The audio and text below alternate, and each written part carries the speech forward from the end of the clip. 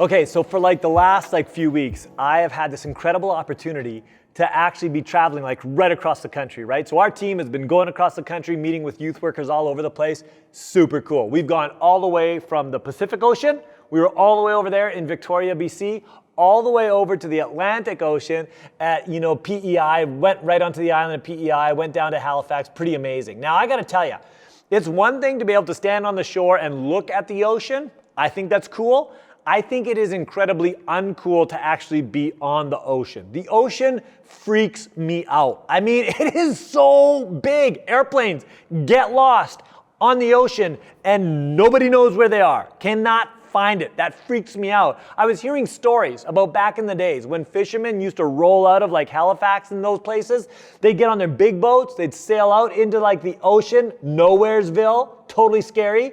And then what would happen is smaller boats, little boats, would leave the big boat to go fish areas miles away from the big boat. They get lost, gone, lost. Storm would roll in, fog would roll in, they're gone, they are dead. Why? Because you should not be on an ocean in a little boat by yourself. It's too big for you, right? And when I think about that, it freaks me out. The ocean scares me. This is where this is a serious fear of mine. It's really interesting when you think about fear. I mean, most of the fear that we have comes from this idea of being in spaces that are really too big for you. I don't know if some of you have this dream. I have this dream about showing up at a class at the end of the year, writing the final exam that's worth all the marks plus, but I haven't been at class at all, and I know absolutely nothing on the exam. I'm going to fail that, and essentially I fail life. And I'm in the room, and I just feel so small, and the situation feels so big, and there's this crazy anxiety that I wake up with, and I'm just sweating from the fear. Have you had that kind of, this is bad stuff, you guys. This is fear that we actually have to deal with, right? Okay, so listen, here's what I want you to do. I want you to break into your groups right now and just turn in, and I want you to talk about a time that was too big for you. Okay, let's take a few minutes. Go ahead, turn in, have that conversation.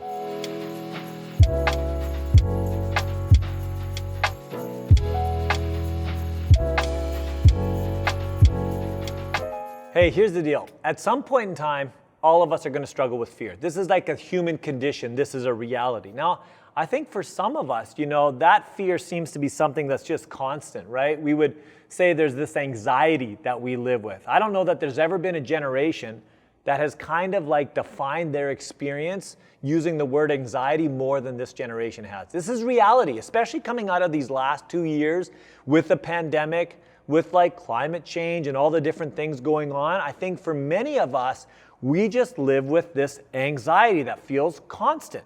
Some of us struggle with that. Some of you struggle with that. For some of us, our fear isn't so much constant, but it's based on situations, right? We have these moments that keep coming up, or these environments that we go into that feel really unsafe. And there's just it's the moment is too big for us, and there's this fear that can be really immobilizing. It freezes us or it overwhelms us. Fear is a real experience that we as humans have. And when you look in the Bible, where fear has come from is actually come from this place caused by sin. And what the Bible says is that at the very foundation, sin happens when we choose to trust something other than God. When God created us, He designed us to have relationship with Him. That life was actually about living in right relationship with Him, living trusting Him. And that was going to be a flourishing or what we would call a really good way to live. It's what we were created for. This is where we actually experience freedom and life to be who we're supposed to be. But at the very essence, what sin is us choosing to trust something or someone other than God. And when we choose to trust something other than God, we separate ourselves from Him and we find ourselves alone. And in that moment, when we choose something other than God, we begin to realize that, man, we were not meant to live life alone. It's bigger than us. It's more than we can, at some point, it's more than we can handle, and fear overwhelms us in some way at some point. But here's what's amazing. The Bible tells us that the great hope that God gives to us is Jesus Christ coming to us. It says in Isaiah chapter 9, verse 6, right, that Jesus is the wonderful counselor. He gives us advice. He speaks truth to us. And when we surrender to that truth, we actually experience freedom, the freedom to be who God's designed us to be. In Isaiah 9, verse 6, it says that He is the mighty God, that while we are limited by much, nothing limits Him. In Isaiah 9, verse 6, man, it says that He's the everlasting Father, that He is good, and He wants us to experience His goodness. And finally, it says that He's the Prince of Peace, that He comes to restore our relationship with God. Through His work on the cross, when Jesus died on the cross and took our sin on Himself, and then He rose again 3 days later, He placed His rightness on us, that now we can be back in right relationship with God. You guys, we can have peace with God. The Prince of Peace comes and gives us peace. And now we trust Him on the daily, in every situation. And while those situations are too big for us, they are not too big for Him. And so the Prince of Peace actually gives us peace. He gives us peace. That is hope in the midst of darkness. That's the greatest gift we could ever experience, is the Prince of Peace. Okay, so Jesus is speaking in John chapter 14, verse 27. And listen to what He says. He says, "Peace I leave with you, my peace I give you. Not as the world gives you, do I give to you. Let not your hearts be troubled, neither let them be afraid." You hear the first thing He says? He says, "Peace I leave with you, my peace I give to you." Did you hear that? Peace is not something we earn. It's not something we create. It's not something we make up. It's something that Jesus gives to us. Literally, He gives to us peace. I remember when I'm in college, playing hockey for the college team, beginning of the year in tryouts, and myself and this other dude on the team, we get in a fight. He's a big dude, bodybuilder dude. And we get on a fight. I kind of just grab on to hang on, and we make it through the fight. Second practice, again, we get in another fight. This time he takes his stick, he swings it at me, almost knocks my head off. I'm like, this is freaking me out. Like, now I've got like the Hulk wanting to destroy me, and I'm like literally scared. And I remember after the practice, the coach comes to me and is like, "Hey, Sid, I'd like you to go like make things right with Cliff." And I'm like, make things right with Cliff? Like, this is freaking me out. But I'm like, okay, I'll give it a go. And so after the practice, I find him and I walk up to him and I go, "Hey, Cliff, I'm really sorry for what happened out there. I just love to make things right with you. I really apologize." And I stick my hand out. And I remember he just looks at me and he goes, "Keep your head up." And then he turns and walks away. And I'm like, keep my head up. I'm trying to keep my head on. I remember for the whole weekend, all I can think about is, man, I got to get this right with him, but I can't seem to get it right. I've tried, but I can't get it right. And I remember it was just hurting how I was, engaging our team. It hurt how I was engaging myself, and I was terrified about engaging him. So I wrote him a letter. I tried to tell him I was sorry, did all this stuff. And then I remember at the end of the weekend, right? I've been praying about this, like, "God, you got to make this right." I'm walking down a hallway, and all of a sudden there he is, and he starts coming to me, and I'm like, oh, I'm so dead.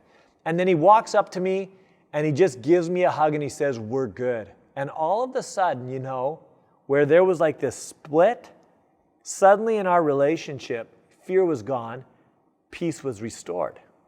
Not because of what I did, because of what he did. Hey, listen, we have peace with God, not because of what we've done, but because of what He's done. He restores the relationship that we broke. We're the ones who broke it. We can't get back, and yet He comes to us and He gives us peace again. When we accept the gift of the Prince of Peace, we get to live with peace. This is the gift He's given us, and we don't lose that. Because of Jesus, you guys, we are good with God. Are you kidding me?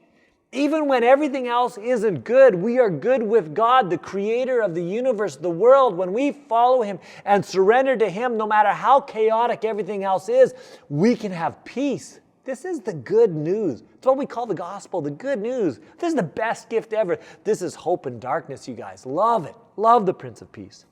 He goes on and he says, "Peace I leave with you. My peace I give to you. Not as the world gives, do I give to you." Did you hear that? The peace that Jesus gives to us is really different than what the world sees as peace. I mean, we live in a culture where everybody wants peace. It's true, we want it. Like, we're longing for it. We know we were created for it. But our culture, our world generally tells us there's two ways we can get to peace. One of the ways we can get to peace is like change our circumstance. If you're in a circumstance that's too big for you, man, you got to change it. And for some of us, we can't. For some of us, we maybe have the resources. For some of us, we have an opportunity. For some of us, things shift and all of a sudden we can be in better space for a time. But what happens when that time's up? What happens when the circumstances change again? I mean, what do you do then, right? Like, I mean, the peace is nice for a moment, but that peace doesn't really seem to last, like not forever, that's for sure. And for some of us, we can't even enjoy the good moment because we're too afraid of when it's going to change anyway. So the peace is gone even in the midst of the good moment. We can't roll that way. First thing culture says, the world says, is change your environment. The other thing the world says is maybe like be ignorant. Pretend that pretend the world isn't the way the world is. Don't read the news. Don't look at what's happening out there. Hide your head in the sand. Don't think about the problems that people are experiencing. Remove yourself from the problems, right? Go live your own isolated little life. But man, that's not the right way for us to roll either, because even though we try to escape, we can't. And if we do escape, then we're not being the people that are making a difference in other people's lives. We're not living out the purpose that God's called us to. It doesn't work that way. Well, when Jesus comes, he tells us that we don't have to just change a circumstance. Most of the time we can't anyways. He tells us that we don't have to ignore the reality. What he says to us is he is with us in the circumstance. He's with us in the moment. And remember, he's the mighty God. Nothing limits him. So he's with us. He's also the everlasting Father. So he's for us. So in the moment, we're okay. We can be okay, not because of the moment, but because of who is with us in the moment. Jesus is with you. You're not alone, right? And he is telling you how you should live. He gives us the advice that we need. He's the wonderful counselor who shows us how to be in this moment. And so it's a very different space, you guys. We can have this incredible peace, even in the midst of the chaos, even in the midst of the difficulty. Why? Because Jesus is with us in it. It's different than anything else our world has to offer us. And then finally he goes on and he says this, "Not as the world gives do I give to you. Let not your hearts be troubled, neither let them be afraid." Okay, this is interesting to me. I mean, I think it's pretty cool to think about we have a God who's with us, who gives us peace in the moment. But even though we know that, sometimes it's really hard for us to experience it, isn't it? And sometimes we got to fight to know the truth. Fight to really experience the truth. He says, let not your heart be troubled. We got to go to battle, you guys. How do we go to battle? We go to battle by remembering what's actually real. We go to battle by remembering we have a wonderful counselor, a God who is wise, who shows us a way to live, who shows us who we are, and we embrace that truth. And when we hold to the truth, you guys, it brings us freedom. Freedom to be the people God's called us to be, even in the midst of the chaos. We go to the truth that reminds us that we have a mighty God, that while we are limited, he is not limited. Nothing limits him at all. And this powerful God is at work. He's created us. He has a purpose for us. He is at work in us. This mighty God is with us in this space, and we are with him, and so we can have peace. We know that we have this God who is our everlasting Father, and we fight to remember this truth, that he is our everlasting Father, that he is doing good for us, and he can turn all things for good, even the bad things. Hey, you guys, this is what Jesus did on the cross, right? I mean, it seems crazy to think that God would become a human being, walk on the earth, and then die on the cross for sins he didn't commit. Doesn't make sense. But it made sense to God. It was his wisdom that moved in that way, and it became the greatest moment for all of us, for all of eternity. Because of his wisdom, he saw a way forward, that there was no other way, but he's wise and he gives us life because of it. We have this God who went to the cross and he died, but then 3 days later he beat death, he rose again. That's the power of God. And he says that power is at work in us as well, carrying us through the most difficult times. We've got a mighty God. We've got an everlasting Father who is so good. He chose to come to earth to die for us. While we were still sinners, he loved us so much that he would come and he would die for us. Are you kidding me, you guys? Who does that? This is our God. This is the incredible good news. This is what we need to remember. And when we're in these moments, man, when anxiety is over, it's just overwhelming us, when the situation seems too much for us, we stop, we do battle. We remember the truth of who God is. He is wise. He is powerful. He is good. And when we do that battle, He starts to give us peace. The Prince of Peace comes and He renews our peace even in the midst of the chaos. And then here's what's amazing, you guys. Not only does He give His peace to us, but He works through us to be people who bring peace to others. We become a non-anxious presence in the midst of the chaos with others, and we become the people who actually bring the greatest present ever. We introduce people to the peace of God, and man, we give them hope in the midst of darkness. And this is what God calls us to this Christmas. Hey, Jesus is He is the best present ever. He brings the most hope in the midst of darkness.